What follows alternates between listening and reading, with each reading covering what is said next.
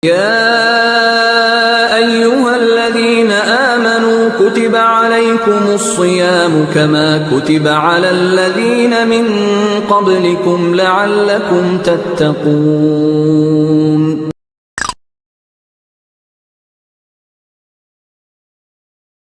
Assalamualaikum warahmatullahi wabarakatuh. Kaifa halukum adik-adik? Bagaimana? Adik-adik masih semangat puasanya siang ini? Masih, Ustazah. Masya Allah. Nah, adik-adik, hari ini kita telah memasuki hari ke-8 bulan Ramadan. Alhamdulillah adik-adik, kita harus bersyukur kepada Allah Subhanahu wa taala karena kita masih diberi kesempatan untuk menikmati bulan yang mulia ini. Bulan yang penuh rahmat dan ampunan. Semua hikmah terkumpul di bulan Ramadan. Semua ibadah kita dilipat gandakan adik-adik pahalanya. Wah, Masya Allah ya. Coba Ustazah mau nanya nih, siapa yang dari 1 Ramadan sudah berpuasa full dari azan subuh sampai azan maghrib? Alhamdulillah Ustazah, aku puasanya full dari azan subuh sampai azan maghrib. Wah, Masya Allah. Nah, adik-adik, Allah juga telah mewajibkan umatnya untuk melaksanakan ibadah puasa seperti yang sudah dijelaskan di dalam Al-Quran surah Al-Baqarah ayat 183 yang bunyinya seperti ini. A'udzu billahi minasy syaithanir rajim. Ya ayyuhalladzina amanu kutiba 'alaikumus shiyam kama kutiba 'alal ladzina min qablikum la'allakum tattaqun. Artinya, wahai orang-orang yang beriman, diwajibkan atas kamu berpuasa sebagaimana diwajibkan atas orang sebelum kamu agar kamu bertakwa. Wah, Masya Allah ya adik-adik, ternyata ibadah puasa bisa menambahkan ketakwaan kita kepada Allah Subhanahu wa ta'ala. Oleh karena itu, kita harus semangat untuk berpuasa. Nah, adik-adik, supaya puasa kita tetap kuat dan berenergi, maka Rasulullah Shallallahu Alaihi Wasallam memerintahkan kepada kita orang-orang yang berpuasa untuk makan sahur agar mendapatkan gizi dan tambahan tenaga. Dan juga adik-adik, di dalam sahur terdapat keberkahan. Rasulullah Shallallahu Alaihi Wasallam bersabda, "Tasahharu fa inna fis sahuri barokatan." Makan sahurlah kalian karena sesungguhnya pada sahur itu terdapat berkah. Nah, adik-adik, Ustazah akan menjelaskan mengenai adab-adab ketika sahur. Di antara adab ketika sahur yaitu yang pertama, mengakhirkan makan sahur. Adik-adik, saat sahur disunnahkan untuk memperlambat makan sahur sampai mendekati waktu subuh.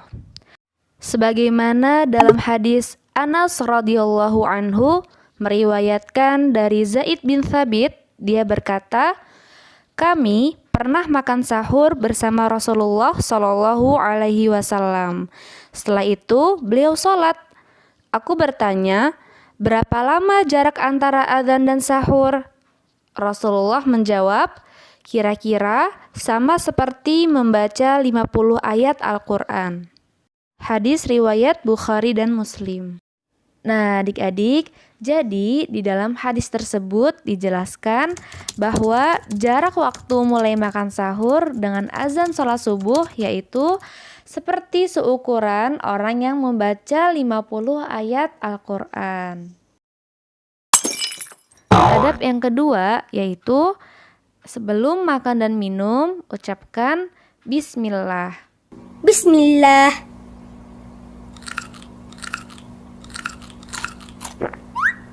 Dan menggunakan tangan kanan. Kemudian, adab yang ketiga, makan dan minum secukupnya. Adik-adik, agar mendapatkan keberkahan, Rasulullah menganjurkan untuk makan dan minum secukupnya dan tidak berlebihan. Sebab ketika kita makan sahur dengan porsi yang banyak, bukannya memperkuat puasa, justru malah membuat sistem pencernaan terganggu. Dan juga adik-adik, sesungguhnya Allah tidak menyukai orang yang berlebihan. Selanjutnya, yang keempat yaitu makan beberapa butir kurma. Nah, adik-adik, ternyata makan kurma tidak hanya ketika berbuka puasa. Ketika sahur, kita juga dianjurkan untuk makan beberapa butir kurma. Buah kurma bahkan jadi salah satu makanan Rasulullah yang dimakan setiap waktu, termasuk saat sahur. Nah, adik-adik, buah kurma juga kaya akan manfaat dan baik untuk kesehatan kita. Adab yang kelima yaitu jangan tidur setelah makan sahur. Nah, adik-adik, setelah makan sahur, kita tidak boleh untuk tidur. Rasulullah juga tidak menganjurkan untuk tidur setelah makan sahur. Daripada tidur, lebih baik kita beribadah seperti sholat dan membaca Al-Quran. Di bulan Ramadan ini kita harus memperbanyak melakukan amal sholih. Allahu Akbar, Allahu Akbar. Nah, adik-adik, jika sudah terdengar azan subuh, maka sudah waktunya untuk mulai berpuasa. Puasa kita kerjakan dari terbit fajar sampai tenggelamnya matahari.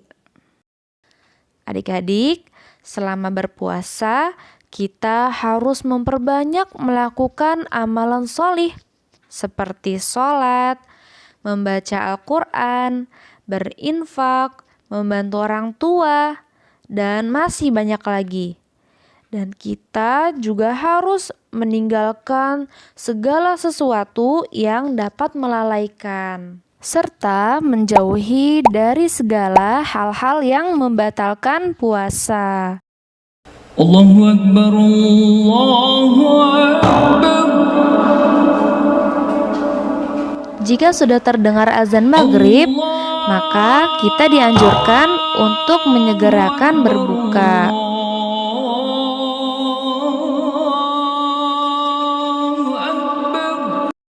Rasulullah Shallallahu Alaihi Wasallam bersabda, "La yazalun nasu bi khairin ma'ajjalul fitra."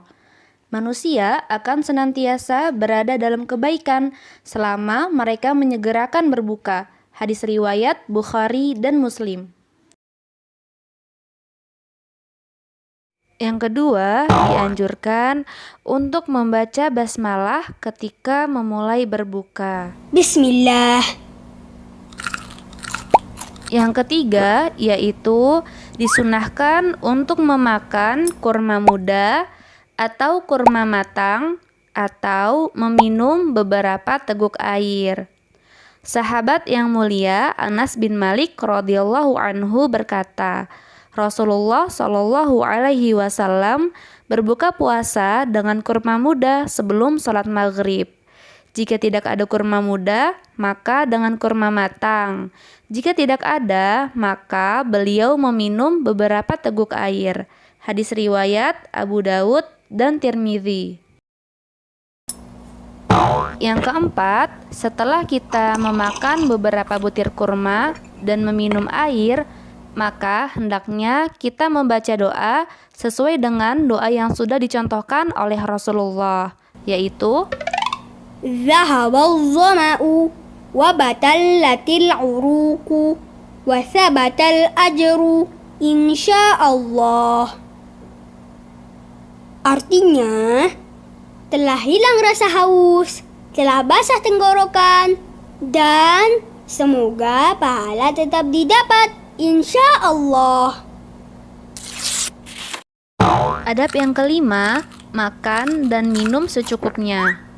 Adik-adik, ketika berbuka puasa, kita harus makan dan minum secukupnya, sesuai kebutuhan, dan janganlah mubazir, karena Allah berfirman dalam surat Al-Isra ayat 27, Innal mubazzirina kanu ikhwana asyayatin wa kana asyaitanu lirabbih kafura.